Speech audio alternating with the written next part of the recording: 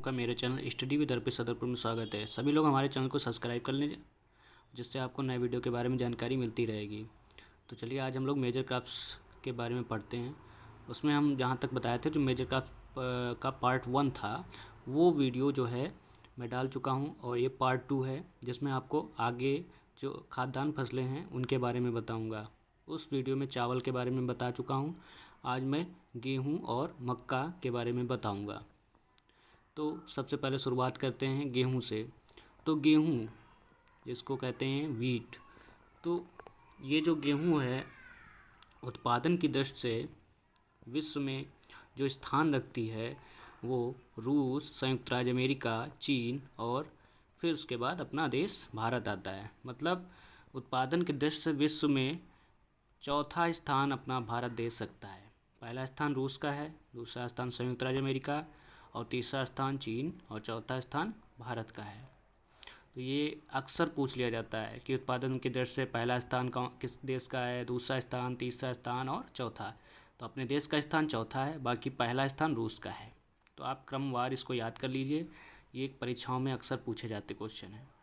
तो फिर उसके बाद भारत विश्व का 8% गेहूँ उत्पन्न करता है। मतलब 100% में जो गेहूँ का उत्पादन 8% भारत करता है उसमें। तो इसलिए जो भारत है विश्व का 8% गेहूँ उत्पन्न करता है।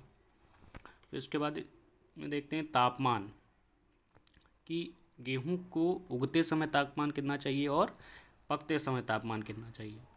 तो उगते समय जो तापमान की आवश्यकता होती है गेहूँ को, वो 10 डिग्री सेंटीग्रेड, और पकते समय जो गेहूँ की आवश्यकता होती है तापमान की, वो 15 डिग्री सेल्सियस से 20 डिग्री सेल्सियस होती है।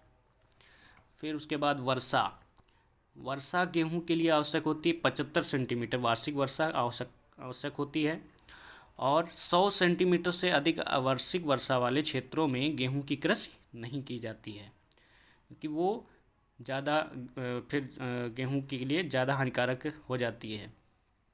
और 75 सेंटीमीटर वार्षिक वर्षा अगर होती है किसी भी क्षेत्र में, तो वहाँ की जो गेहूँ की फसल होती है वो काफ़ी अच्छी होती है। फिर उसके बाद मिट्टी, गेहूं के लिए मिट्टी आवश्यक होती है हल्की मृतिका मिट्टी और मृतिका युक्त दोमट मिट्टी, भारी दोमट मिट्टी या बलुई दोमट मिट्टी। ये मिट्टियाँ आवश्यक होती हैं। इनमें काफ़ी अच्छी जो है वृद्धि होती है गेहूं की फसल की। और उत्पादन की दृष्टि से राज्यों का जो क्रम है वो सबसे पहले उत्तर प्रदेश, फिर पंजाब, फिर मध्य प्रदेश, फिर हरियाणा, फिर राजस्थान। और प्रति हेक्टेयर के उत्पादन की दृष्टि से देखा जाए तो पंजाब का पहला स्थान है, लेकिन अगर उत्पादन की दृष्टि से तो क्षेत्र उत्तर प्रदेश। प्रति हेक्टेयर अगर पूछा जाएगा तो पंजाब है। ये क्वेश्चन एग्जाम में पूछा जाता है, ऐसे करके भी उत्पादन की दृष्टि से राज्यों का क्रम और प्रति हेक्टेयर उत्पादन की दृष्टि से राज्यों का क्रम। तो पंजाब पहला आ जाएगा, बाकी उत्तर प्रदेश, फिर मध्य प्रदेश, फिर हरियाणा, फिर राजस्थान। इस प्रकार से राज्यों का क्रम बनेगा।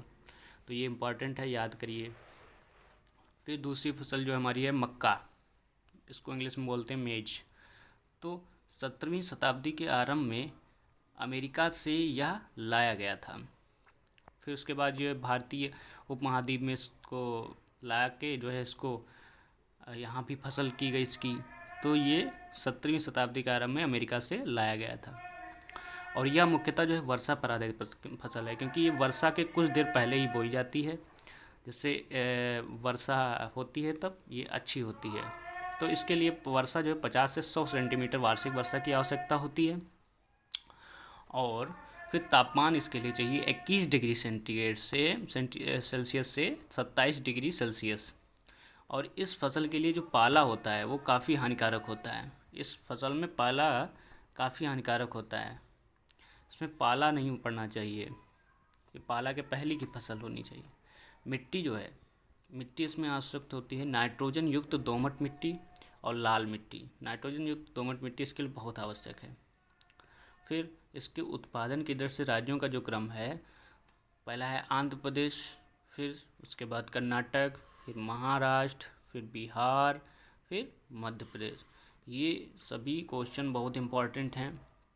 और ये जो पूछे जाते हैं कि वर्षा किस सेंटीमीटर तक आवश्यक होती है, ये इम्पोर्टेंट है। तापमान आवश्यक, ये भी इम्पोर्टेंट है। मिट्टी, ये सभी जो है क्वेश्चन पूछे जाते हैं। और अगर गेहूं में बात की जाए तो गेहूं में कभी कभी क्वेश्चन पूछा जाता है कि हरित क्रांति का जो प्रभाव पड़ा गेहूं पे सबसे ज़्यादा पड़ा, क्योंकि हरित क्रांति आने से 1967 में जब हरित क्रांति आई तो ये काफ़ी ज़्यादा उत्पादन हुआ इसका। तो सबसे ज़्यादा हरित क्रांति में उत्पादन का प्रभाव जो है गेहूं पे पड़ा। तो उम्मीद है कि आप लोगों को ये दोनों फसलें गेहूं और मक्का आपको समझ में आई होंगी। बार बार इस वीडियो को देखते रहिए, जिससे आपको और अच्छे तरीके से समझ में आएगा। उम्मीद है कि आप लोग हमारे चैनल पे बने रहेंगे। धन्यवाद।